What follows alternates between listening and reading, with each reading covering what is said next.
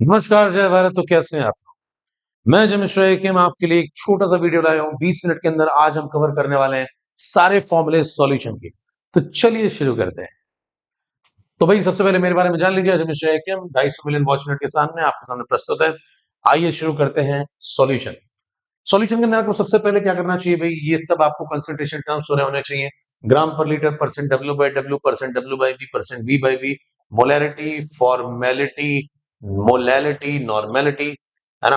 और पीपीएम में आपको W by W, W by V, V by V, mole fraction, volume strength of H2O2 solution. ठीक है, पहले शुरुआत करते हैं परसेंट डब्ल्यू बाई डब्ल्यू पे आ जाइए। ऊपर आप लगाएंगे mass of solute in gram, नीचे आप लगाएंगे मास ऑफ सॉल्यूशन इन ग्राम, मतलब सेम यूनिट में लगाएंगे। मिलीग्राम मिलीग्राम भी कर सकते हैं। इनटू 100 कर दीजिए। यहाँ पे मामला आएगा यूनिटलेस, क्योंकि यूनिट कट जाती है।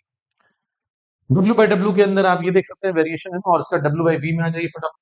ऊपर आप लगाएंगे mass of solute in gram, नीचे लगाएंगे volume of solution in ml into 100। डब्ल्यू बाई वी आ जाएगा परसेंट में।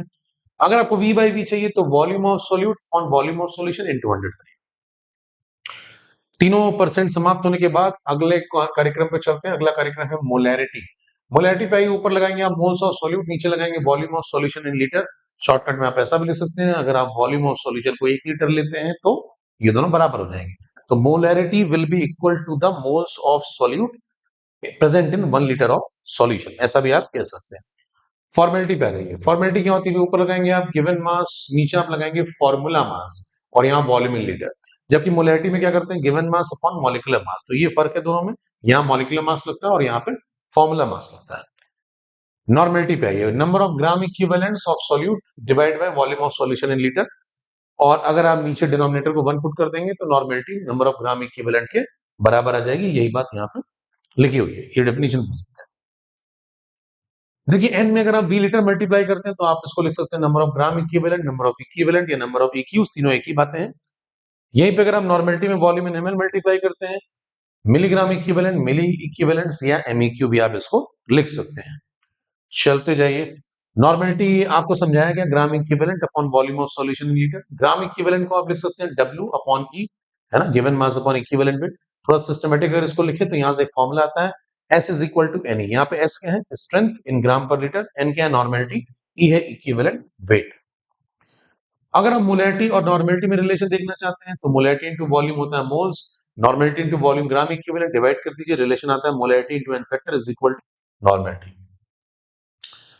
मोलैलिटी पे आ जाएगी। ऊपर आप लगाएंगे मोल्स ऑफ सॉल्यूट, नीचे आप लगाएंगे mass of solvent in KG.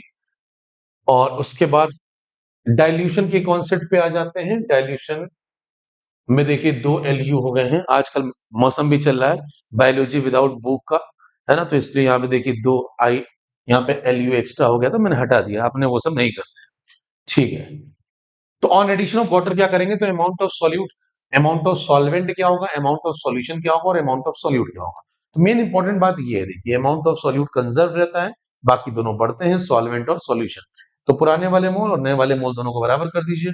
M1V1 is equal to M2V2 before dilution, और आफ्टर डाइल्यूशन आप इन दोनों को बराबर कर सकते हैं, और ये मोल का कंजर्वेशन लगा रहे हैं, ठीक है। मिक्सिंग पे आइए। देखिए इसमें 2-3 केस बनते हैं, एसिड एसिड, बेस बेस और एसिड बेस। जब एसिड एसिड का या बेस बेस का केस आएगा तो आप दोनों के ग्राम इक्विवेलेंट जोड़ देंगे, टोटल वॉल्यूम डिवाइड कर देंगे। एसिड बेस का आएगा तो माइनस करेंगे, आपको मॉड लेना पड़ेगा, क्योंकि कौन रिजल्टेंट में बच रहा है ये मैं पता नहीं, जिसके ज्यादा होंगे उसके ग्राम इक्विवेलेंट बच जाएंगे, ठीक है। मोलर बड़ा एम और छोटे एम में एक रिलेशन ये आता है ना, ये छोटे एम की वैल्यू है।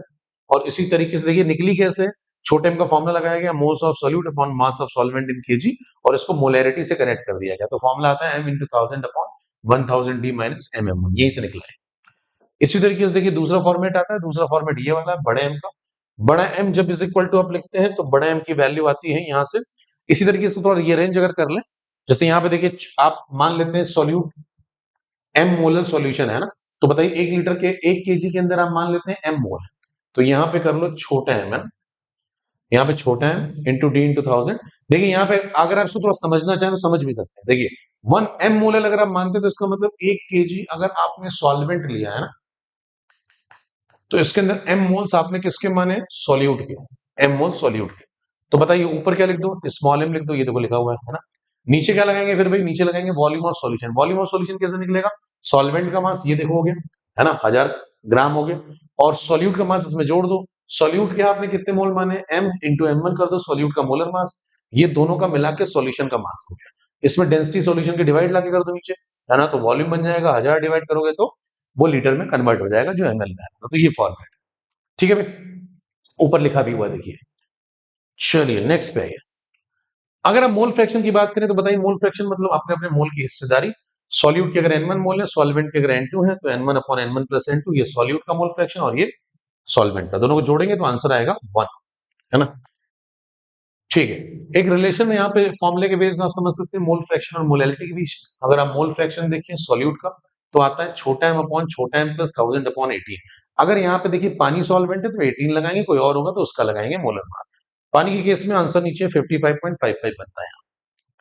ठीक है भाई, अगर आप यहाँ पे बेंजीन सॉल्वेंट ले रहे हैं तो यहाँ पे बन जाएगा 78, है ना, क्योंकि यहाँ पे बेंजीन का मोलर मास लगेगा, जो भी आपने सॉल्वेंट लिया उसका मोलर मास यहाँ लगा देंगे। प्योर सब्सटेंस के केस में मोलैरिटी कैसे निकालते हैं, d into 1000 upon mw, density की वैल्यू जो लगाएंगे आप वो ग्राम पर ml में होनी चाहिए, तभी ये वैलिड है। और ये वैलिड सिर्फ किसके लिए, प्योर सब्सटेंस के लिए। हार्डनेस पे आ जाइए, हार्डनेस में ppm में अगर आपको हार्डनेस वगैरह चाहिए तो ऊपर आप लगाइए मास ऑफ सॉल्यूट, नीचे लगाइए मास ऑफ सॉल्यूशन, इंटू कर दो 10 टू द पावर 6। अगर आपको v बाई v चाहिए तो ऊपर वॉल्यूम लगाइए, नीचे भी वॉल्यूम लगाइए, इंटू कर दो 10 टू द पावर 6। H2O2 की स्ट्रेंथ में जो सवाल बनते हैं उसमें देखिए मोलैरिटी जब पूछेगा तो जो भी वॉल्यूम स्ट्रेंथ है उसमें 11.2 डिवाइड कर दो तो मोलैरिटी आ जाएगी, 5.6 डिवाइड करेंगे नॉर्मेलिटी आ जाएगी। S is equal to n into e कर दो, है ना, नॉर्मेलिटी इंटू इक्विवेलेंट वेट, और इसमें अगर 10 डिवाइड कर देंगे तो 100 ml के अंदर आंसर आ जाएगा, ये परसेंट W बाई V है।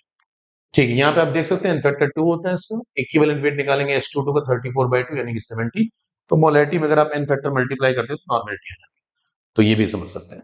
ठीक, एक क्लासियस क्लैपेरॉन इक्वेशन होती है, इसमें देखिए log Vp2 by Vp1 is equal to delta H upon 2.303R 1 by T1 minus 1 by T2। Cases of mixing पे आ जाइए। केसेस ऑफ मिक्सिंग में क्या क्या केस बन सकते हैं भाई, सबसे पहले अगर आप बात करते हैं केस नंबर 1 पे, केस नंबर 1 में लिक्विड ए लिया, लिक्विड बी लिया, दोनों वोलेटाइल थे, दोनों मिसिबल थे, तो एक्स से एक्स बी का समेशन 1 हो जाएगा, दोनों नॉन जीरो है, पी नॉट है पी नॉट बी। फॉर्मूला जो बनेगा वो ये बनेगा, देखिए एक राउल्स लॉ से ये वाला वर्जन निकलेगा, एक ये वर्जन निकलेगा, दोनों से ये दोनों इक्वेशन बन जाएंगी। अगर आप टोटल प्रेशर निकालना चाहते हैं तो पीएस की वैल्यू हो जाएगी पी नॉट एक्स से plus P not B X B. दूसरा फॉर्मूला एक्स से plus X B is equal to 1। अगर आप इस फॉर्मूले को यहाँ पे पुट कर दें वैल्यू तो आप किसी एक वेरिएबल को यहाँ से गायब कर सकते हैं, जैसे एक्स बी को पुट कर दो 1 माइनस एक्स से यहाँ पे, तो यहाँ पे आपको ये फॉर्मेट मिल जाएगा।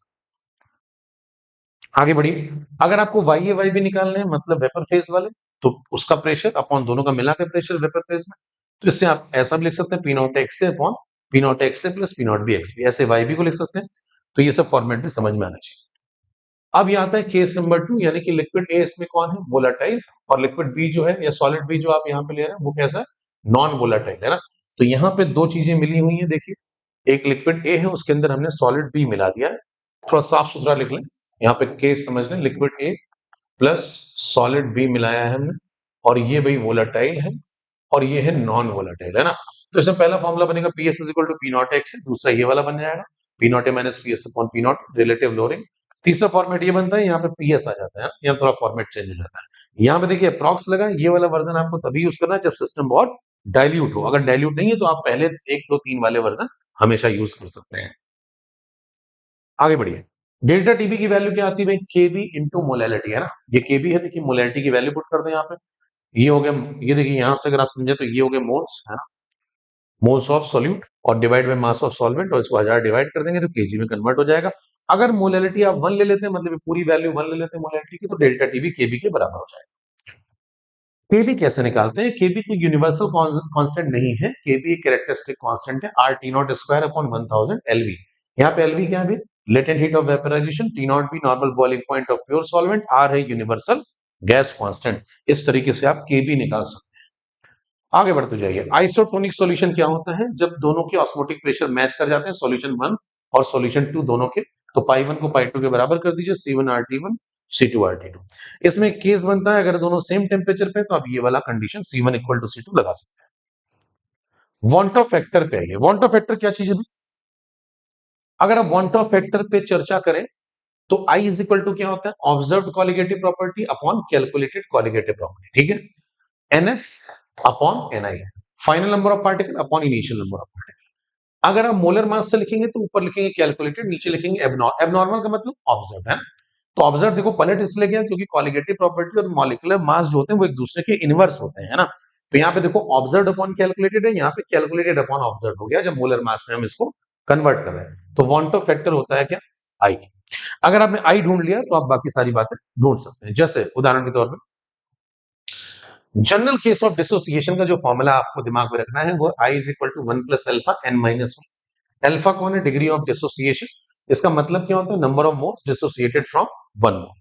ठीक है, अगर आपको प्रश्न में अल्फा नहीं दिया जाए तो आप मान के चलेंगे अल्फा की वैल्यू 1 है, और जैसे आप इसमें अल्फा 1 डालते हैं तो आई एन के बराबर आ जाता है। एन क्या चीज है, यहाँ पे जितने मैक्सिमम आयन वो एक एंटिटी प्रोड्यूस कर सकती है जो भी आप इलेक्ट्रोलाइट ले रहे हैं।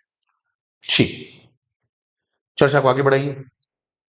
अगला केस आता है एसोसिएशन का। एसोसिएशन में क्या करेंगे आप, i is equal to 1 plus alpha, जहां पे आप एन लिख रहे थे वहां पे लिख दो 1 बाय एन। तो देखो दोनों में सिमिलरिटी है, यहाँ पे तुम एन लिख रहे थे, एन को रिप्लेस कर दो 1 बाय एन से, तो तुम डिसोसिएशन से डायरेक्ट किस पे आ जाओगे, एसोसिएशन पे। देखो फॉर्मूला अल्फा का ऐसा आ जाएगा, अगर अल्फा कुछ नहीं दिया तो 1 मान लो, आई की वैल्यू 1 बाय एन। तो दोनों में सिमिलरिटी दिख रही है आपको, यहां जहां जहां एन है वहां वहां यहाँ पे 1 बाय एन कर दो तो काम बन जाएगा। ठीक है भाई, जब आप ऑब्जर्व्ड कॉलिगेटिव प्रॉपर्टी लिखते हैं तो ये जो कैलकुलेटेड कॉलिगेटिव प्रॉपर्टी आपने निकाली थी उसमें से आप आई मल्टीप्लाई कर दें तो आपको ऑब्जर्व आंसर मिल जाते हैं। जैसे ऑब्जर्व डेल्टा टी भी क्या हो जाएगा, के बी इंटू एम इंटू आई। ऑब्जर्व डेल्टा टी के एफ इंटू एम इंटू आई। ऑब्जर्व पाई सी आर टी इंटू आई। मतलब जो भी कैलकुलेटेड आंसर आप निकाल रहे थे उसमें अगर आप वॉन्ट ऑफ फैक्टर को मल्टीप्लाई कर दें तो आपको ऑब्जर्व कॉलिगेटिव प्रॉपर्टी मिल जाएगी। बात समझ में आ गई मेरे ख्याल से। ठीक है, आइए अगले फॉर्मूले पे चलते हैं। अगला आता है देखिए हेनरी लॉ। हेनरी लॉ क्या कहता है भाई, हेनरी लॉ के 3 वर्जन है, M proportional to P, C proportional to P, P proportional to X. यहां ध्यान दें कौन क्या है, एम क्या है यहाँ पे, मास ऑफ डिसॉल्व्ड गैस है ना, पी क्या है, प्रेशर ऑफ गैस। यहाँ पे अगर आप बीच में कांस्टेंट लगा देते तो बन जाएगा K H, M is equal to K H into P. ऐसे देखिए सी प्रोपोर्शनल टू पी है, बीच में कांस्टेंट लगा दे, C is equal to K H into P. P proportional to X है, कांस्टेंट लगा दें, P is equal to K H into X. ठीक है, ये तीनों के जो है वो हेनरी लॉ कांस्टेंट है। अब सवाल उठता है कि हम कब कौन सा फॉर्मूला यूज करें। तो हम यूनिट देखेंगे, किसकी यूनिट, के एच की।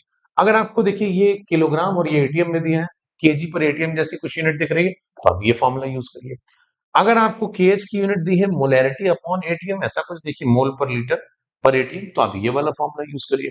अगर इसको देखिए ध्यान से तो मोल फ्रैक्शन की कोई यूनिट नहीं होती है, तो इसकी और इसकी यूनिट मैच कर जाएगी। तो अगर आपको एटीएम जैसी यूनिट दी है तो आप ये फॉर्मूला यूज करिए। ज्यादातर सवालों में तीसरा वाला वर्जन काफी यूज होता है, लेकिन आप यूनिट देख लीजिए, सवाल पढ़ लीजिए, सवाल में यूनिट देख लीजिए और यूनिट के अकॉर्डिंग आराम से आप जज कर सकते हैं कि कौन सा वाला वर्जन आपको इस्तेमाल में लेना है। क्लियर है मेरे ख्याल से। ठीक है, एंटी फ्रीजिंग एजेंट पे आ जाइए। एंटी फ्रीजिंग एजेंट का क्या मतलब भाई, ऐसा एजेंट जो आप जब वादियों में जाते हैं तो आपका जो कार का इंजन है उसमें रेडिएटर होता है, उसमें बर्फ ना जम जाए, इसलिए हम उसमें एंटी फ्रीजिंग एजेंट डाल देते हैं। उसके मिलाने से क्या होता है, देखिए फॉर्मूला लगता है delta TF is equal to K F into molality, है ना। और यहाँ पे पानी के अंदर जो भी आप एंटी फ्रीजिंग एजेंट सॉल्यूट के फॉर्म में मिलाएंगे वो इसके अंदर डिप्रेशन ले आएगा फ्रीजिंग पॉइंट। तो जब आप फॉर्मूला खोल के लिखेंगे तो इसका मास अपॉन मोलर मास, ये हो गया इसके मोल, ये सॉल्वेंट का मास इनटू 1000। ठीक है, और ये फॉर्मूला लगा करके आप निकाल सकते हैं कि कितने मास की आवश्यकता है, कितना डिप्रेशन इन फ्रीजिंग पॉइंट लाने के लिए। ठीक है, तो अगर आप देखिए इसमें मास बढ़ा देंगे ना, सवाल कैसा आएगा, सवाल आएगा कि बाहर का माहौल -2 डिग्री है, बताइए रेडिएटर जमने से बचाने के लिए क्या करना पड़ेगा। तो आपको बड़ा डिप्रेशन लाना पड़ेगा, 0 डिग्री से गिरते गिरते गिरते गिरते -2 से और नीचे तक ले आइए उसका फ्रीजिंग पॉइंट। तो उसके लिए आपको सॉल्यूट थोड़ा ज्यादा मिलाना पड़ेगा।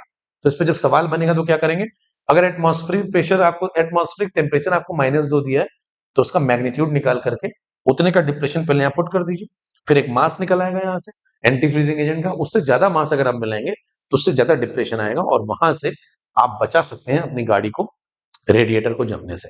तो मेरे ख्याल से सारी बातें मैंने यहाँ पे देखिए कवर कर दी है, सारी की सारी बातें मात्र मेरे ख्याल से 20 मिनट भी नहीं हुए होंगे, करीब 16-17 मिनट में मैंने आपको सारा खेल समझा दिया है।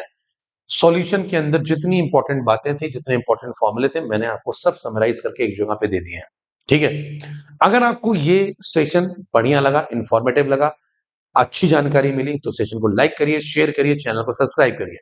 यहां पे अगर आप चाहते हैं मुझसे जुड़ना, ठीक, अगर आप चाहते हैं मेरे गाइडेंस में पढ़ना, तो आप प्लस सब्सक्रिप्शन लेकर के टीम सुपर 6 से जुड़ सकते हैं और आप भी रैंकर बन सकते हैं। इस बार भी हमने खूब रैंकर प्रोड्यूस किए हैं। ये टीम है, यहाँ पे जूलॉजी आपको पढ़ाएंगे एजी सर, बॉटनी आपको पढ़ाएंगे प्रणव सर, फिजिक्स आपको पढ़ाएंगे पीजे सर, मैं पढ़ाऊंगा आपको physical chemistry AKM, organic chemistry आपको एसिड सर पढ़ाएंगे और आईओसी आपको पढ़ाएंगे रमेश शारदा सर। मात्र 4499 में आपको मिल रहा है। बैच जस्ट अभी स्टार्ट हुए हैं, 2-3 दिन हुए हैं, आ जाइए। 3.0 में लास्ट लाइव बैच है और इसमें जबरदस्त तैयारी आप कर सकते हैं। अगर आप मेरे गाइडेंस में रहना चाहते हैं तो मेरा कोड यूज करिए, जे स्टार लाइव, JSTARLIV। अगर आप ये कोड यूज करते हैं तो आप मेरी छत्र छाया में रहेंगे साल भर और मेरे गाइडेंस में रहेंगे, मेरी मेंटरशिप में रहेंगे। आपको कोई प्रॉब्लम होगी तो मैं उसको सॉल्व करूंगा और इसका डिस्क्रिप्शन बॉक्स में लिंक भी दिया होगा जे स्टार लाइव का, जाके क्लिक करेंगे, डायरेक्ट पेमेंट मोड पे आप पहुंच जाएंगे।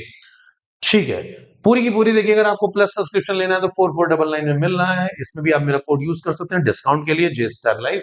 और जैसे आप जे स्टार लाइव यहाँ पे यूज करेंगे, आपको सभी एजुकेटर अनलॉक हो जाएंगे और मेरी मेंटरशिप में भी आप आ जाएंगे और ये सारा केमिस्ट्री पे ना, सारा बायोलॉजी, सारा फिजिक्स आपको खुल जाएगा। ठीक है भाई, यहाँ पे देखिए 3 प्रकार के सब्सक्रिप्शन है, प्लस, आइकॉनिक, आइकॉनिक प्रो। तीनों के प्राइसेस में थोड़ा डिफरेंस है और सबसे महंगा आइकॉनिक प्रो है क्योंकि इसमें सारे फीचर्स जो हैं वो सब इंक्लूड है। प्लस के अलावा जितने फीचर्स और भी हैं ये सब काफी इंपॉर्टेंट, ये सब आप पढ़ सकते हैं, सब लिखा हुआ है। तो ये सब भी आपको आइकॉनिक प्रो में मिल जाते हैं। एक और फायदा, आइकॉनिक प्रो अगर आप लेते हैं तो जो सीबीटी आपको अलग से परचेज करने की जरूरत नहीं है, ₹0 में मिल जाएगा। अगर आप आइकॉनिक लेते हैं तो 2999 एक्स्ट्रा देना पड़ेगा, प्लस लेते हैं तो 4999। किसके लिए? ये ऑफलाइन सीबीटी के लिए, जिसका कि जनरल प्राइस अगर आप अलग से खरीदना चाहें तो 5999 और ऑनलाइन जो सीबीटी हो रहा है उसका प्राइस है 2999। ठीक है, तो मेरे ख्याल से मैंने सारी बातें आपको, सारी जानकारियां बता दी हैं।